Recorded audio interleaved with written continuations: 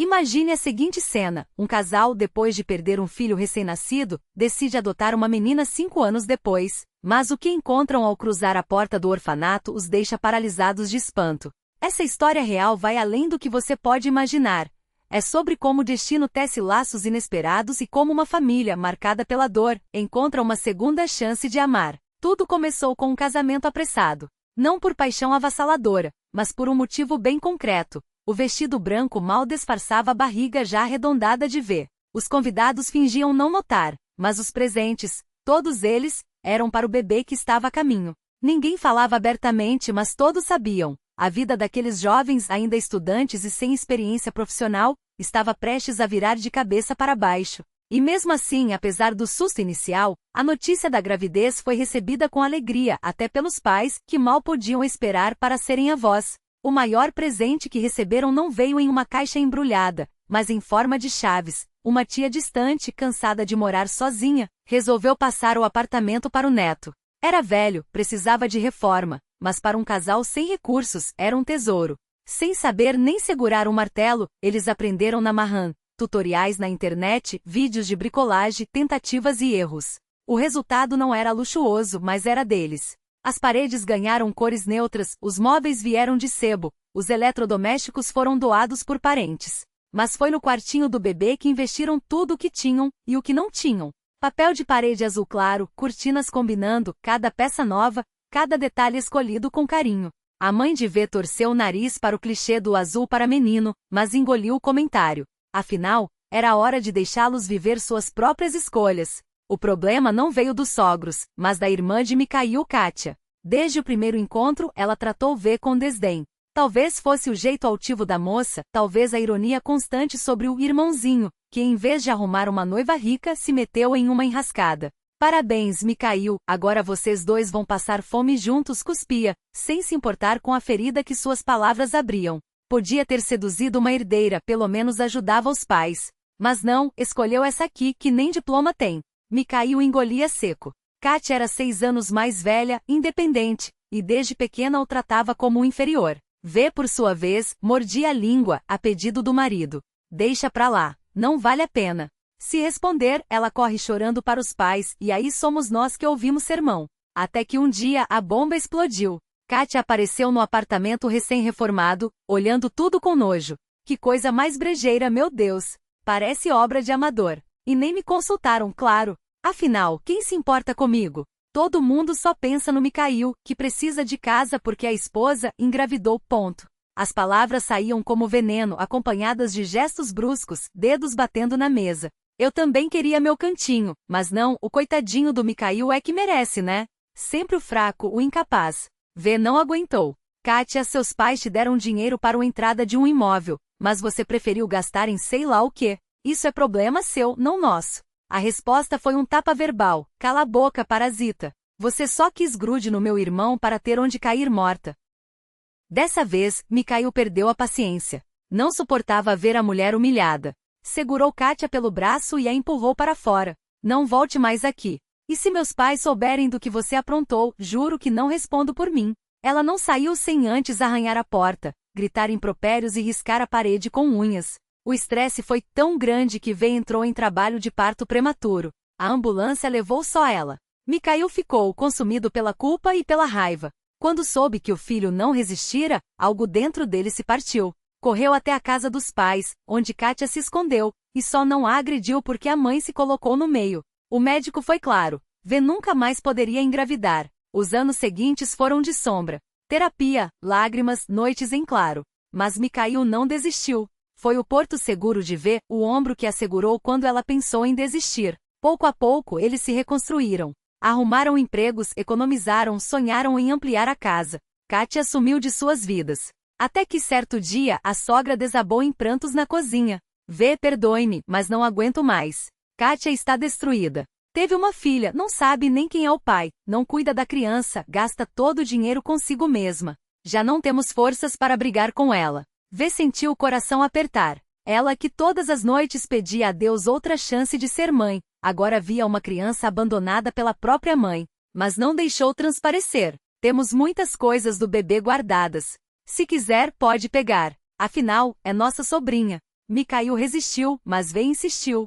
Se um dia adotarmos, compramos tudo novo. No dia seguinte, Kátia apareceu, uma sombra do que era antes. Magra, olheiras fundas, cabelos despenteados. A menina chorava sem parar, vestida com roupas sujas, enquanto a mãe a sacudia como um boneco de pano. Deixa eu segurar ela um pouco, pediu V, estendendo os braços. A criança, ao sentir o colo quente, silenciou. Seus olhinhos verdes se fecharam, exaustos. Que linda, murmurou V. Kátia bofou. Linda nada. Olha essa mancha feia na testa.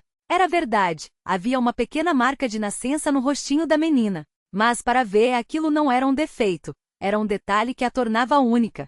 E naquele momento algo dentro dela soube. Aquela criança não era só uma sobrinha. Era uma segunda chance. Naquela mesma noite, depois que Kátia saiu arrastando os pés pela porta, V sentou-se ao lado do marido no sofá desgastado, onde tantos sonhos e silêncios já haviam sido compartilhados. Chamou com uma voz que tremia entre a esperança e o medo. Quando ele virou o rosto, ela mergulhou nos olhos que conhecia melhor do que os seus próprios, aqueles olhos que mesmo depois de tantos anos, ainda faziam seu coração acelerar. E se a gente adotasse uma menina? Uma pequenina, como aquela que segurou hoje? Ele não hesitou. Assentiu, lento, como se a ideia já tivesse germinado nele também, esperando apenas o momento certo para florescer. Eu também pensei nisso, admitiu, e foi como se o universo inteiro conspirasse a favor deles. Animados por essa sintonia rara, começaram a juntar os papéis necessários com uma urgência que beirava a obsessão. Cada carimbo, cada assinatura, cada lauda de documento parecia um passo mais perto de preencher o vazio que nem sabiam que existia. Até que entre tantas pastas e fotocópias, uma ficha chamou a atenção, a de uma menina disponível para adoção. Não perderam tempo. No dia seguinte já estavam no orfanato, seguindo a enfermeira por corredores que cheiravam a desinfetante e solidão. As camas enfileiradas, cada uma com seu pequeno ocupante, formavam um quadro desolador, até que ela apareceu.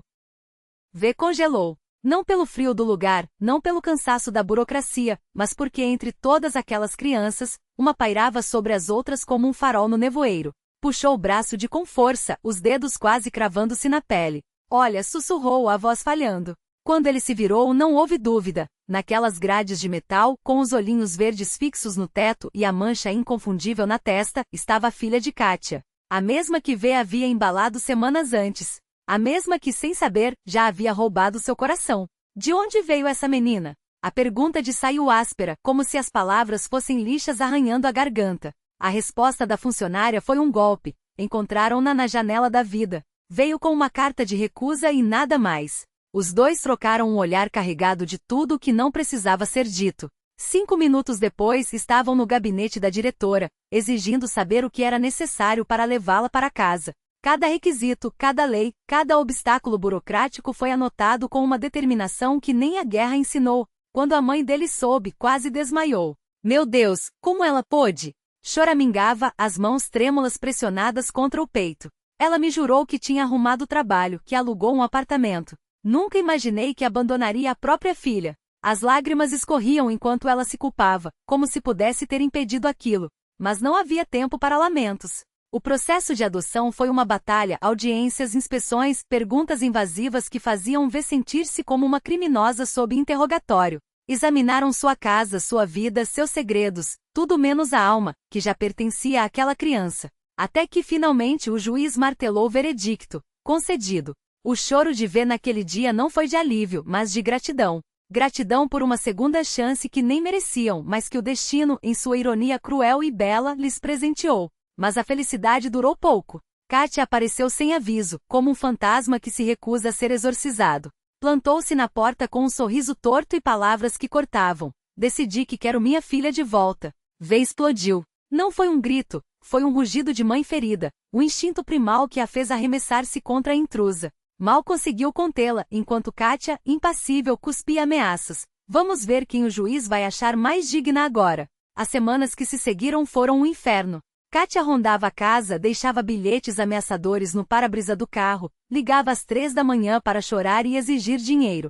Compre-a de volta, sussurrava a sogra, aterrorizada. Mas V apenas ri, um som seco e sem alegria. Ela não está à venda. Foram à polícia. Conseguiram uma ordem de restrição.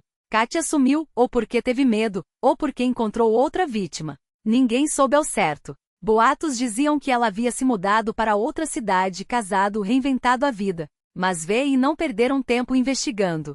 Mudarão-se eles também, como se fechassem um ciclo de dor para abrir outro, só de luz. Sua filha, sua de verdade agora, crescia como um girassol voltado para o sol. Esperta, doce, com um riso que iluminava os dias mais cinzentos. Não herdara nada de Kátia a não ser os olhos. O resto era pura a teimosia, a curiosidade, a maneira como franzia o nariz quando mentia. Até que certo dia, enquanto V abria a geladeira, a menina observou: "Mamãe, você vai ter um bebê?" A pergunta, tão simples, tão certa, fez o sangue gelar. "Por quê, meu amor?" Tentou disfarçar, mas a pequena apenas apontou para o rosto da mãe, onde o nojo pela comida se misturava a algo mais profundo. "Porque você faz essa careta igual a tia Lida quando estava grávida." O telefone tocou antes que V pudesse processar. "Compra um teste", disse ela, a voz um fio. Quando as duas linhas apareceram, foi como se o mundo parasse. O médico no ultrassom virou a tela para eles com um sorriso. "Veja só esse coraçãozinho. Raro, quase milagroso, mas ali estava um irmãozinho ou irmãzinha a caminho." E assim, entre lágrimas de um passado que doía e risos de um futuro que prometia, eles entenderam: algumas histórias não são sobre justiça. São sobre redenção. Sobre escolhas que nos salvam quando achamos que já estávamos perdidos. Sobre crianças que, sem saber, nos ensinam a ser melhores do que jamais ousamos sonhar.